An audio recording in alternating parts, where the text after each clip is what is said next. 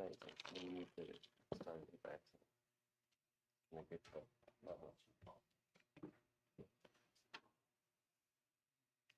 All right, so we'll say good morning, good morning, good morning.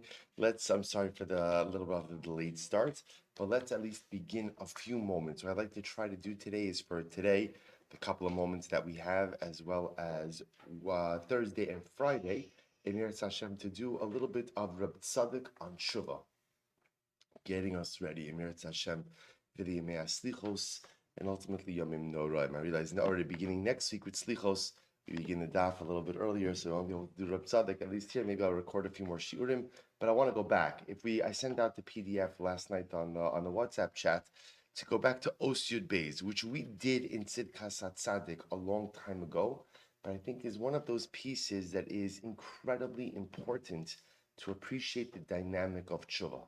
So Reb Tzaddik writes as follows. This is in Yud Beis. He writes, "B'tshuva yesh shnei inyonim." So let's actually take a look at the Be'urei Chasidus, because here we get a little bit of context and a little bit of background to what Reb Tzaddik is trying to convey to us. So this is really an incredible piece. He says, "Matzinu b'Gemara b'reish brachas shatora mavdila ba'adam shenitma bein havas kaparaso lebein taharaso beherev shmasho."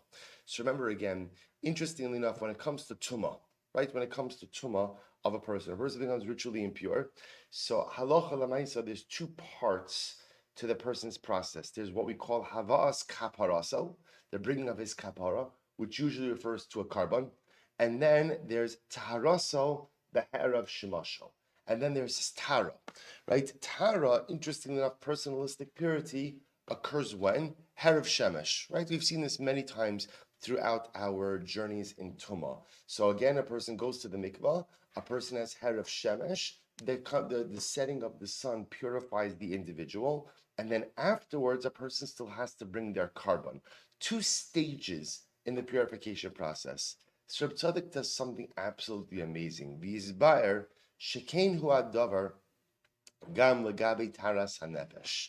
We're going to see, Reb Tzaddik is going to say that the process for what we'll call personal or physical ritual purity is the same process for spiritual purity. In other words, just like there are two stages to becoming tahar, ha'erav shemesh, the setting of the sun, and kapar, the bringing of the carbon, so too for tshuva is going to be these two processes as well. But tshuva, shitaras hanefesh, yesh ba shnei inyanim hanitzrachim letikuno sha'adam. This is truly beautiful. So too, by tshuva, there's going to be the equivalent of herav shemesh, setting of the sun, and then kapara, ultimately again carbon. So let's analyze the two pieces. So continuing in Be'urei Chasidus is page Chav Gimel, left hand column. So the Reb Tzaddik says, I understand when it comes to Tumah, I understand the two parts, right? Again, part one, setting of the sun, herav shemesh. Part two, kapara, carbon. How is this reflected in the tshuva process? Since how beautiful this is. Aleph, lahashpia alav lahaba, liyos tov. So here's what's interesting. Essentially, Reb Tzaddik does something incredible. We'll say if you think about, let's talk about Tumah. Everyone loves to talk about Tumah, right? Let's talk about Tumah for just a second. Look at the two parts. There's the setting of the sun, and there's the bringing of the carbon.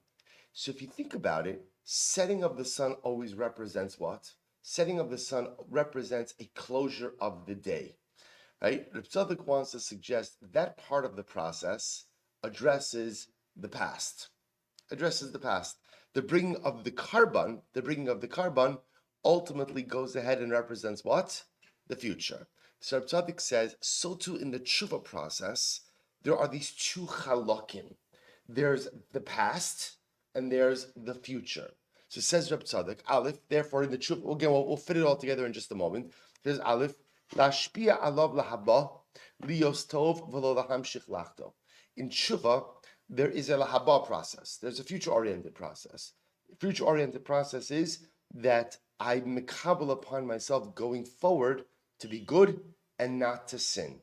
And beis v'tikun lenafsho min hapagamim shepagam bizman ha'avar. And beis, Reb Tzaddik says, is to fix that which happened in the past and not to repeat those same mistakes. Now, also, we'll have to stop over here because we're out of time, but I wanted to show you something amazing. Do you notice something incredibly intriguing? What's intriguing? The order in which Reb Tzaddik discusses these things. In other words, this idea that Teshuva has a past and future orientation, so that's not a surprise. We know that, right? There's always this process of Teshuva, of kind of reconciling with the past and ultimately going ahead and planning for the future. What I do want to point out to you is something very interesting. Under normal circumstances, when we speak about a Teshuva model, which one comes first, past or future? Past.